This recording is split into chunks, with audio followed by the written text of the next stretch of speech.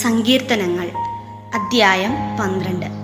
യഹോവയെ രക്ഷിക്കണമേ, ഭക്തന്മാർ ഇല്ലാതെ പോകുന്നു, വിശ്വസ്തന്മാർ മനുഷ്യപുത്രന്മാരിൽ കുറഞ്ഞിരിക്കുന്നു. 2. ഓരോരുത്തൻ താന്താന്റെ കൂട്ടുകാരനോട് വ്യാജം സംസാരിക്കുന്നു, കപടമുള്ള അധരത്തോടും ഇരുമനസ്സോടും കൂടെ അവർ സംസാരിക്കുന്നു. 3.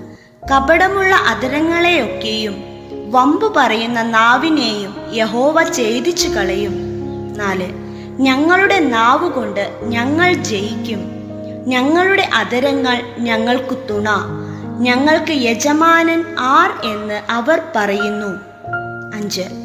എളിയവരുടെ പീഡയും ദരിദ്രന്മാരുടെ ദീർഘശ്വാസവും നിമിത്തം ഇപ്പോൾ ഞാൻ എഴുന്നേൽക്കും, രക്ഷയ്ക്കായി കാംക്ഷിക്കുന്നവനെ ഞാൻ അതിലാക്കും എന്ന് യഹോവ അരുളി ചെയ്യുന്നു. 6. യഹോവയുടെ വചനങ്ങൾ നിർമ്മല വചനങ്ങൾ ആകുന്നു, നിലത്ത് ഉലയിൽ ഉരുക്കി 7 പ്രാവശ്യം ശുദ്ധി ചെയ്ത വെള്ളി പോലെ തന്നെ. 7. യഹോവേ, നീ അവരെ കാത്തുകൊള്ളും, ഈ തലമുറയിൽ നിന്ന് നീ അവരെ എന്നും സൂക്ഷിക്കും. 8. മനുഷ്യപുത്രന്മാരുടെ ഇടയിൽ വഷളത്വം പ്രബലപ്പെടുമ്പോൾ ദുഷ്ടന്മാർ എല്ലായിടവും സഞ്ചരിക്കുന്നു.